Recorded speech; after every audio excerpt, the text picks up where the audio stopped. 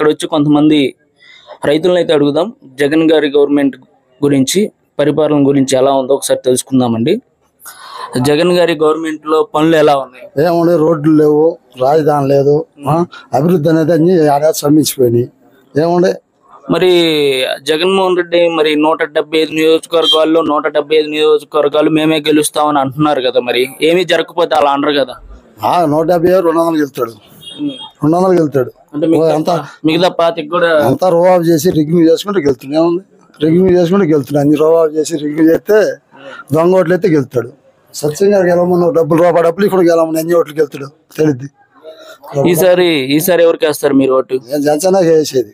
మంచిలు పోయిపోవడం రూపాయి డబ్బులు ఇవ్వని జనసేనకి వేస్తాం. పోయినసారి ఎవరికి వేసారు? పోయినసారి జనసేనకి వేసాం. ఈసారి జనసేనకి వేసేది. మరి ఈసారి టీడీపీ జనసేన పొత్తులో భాగంగా జనసేనకి ఎన్ని సీట్లు ఇవ్వచ్చు?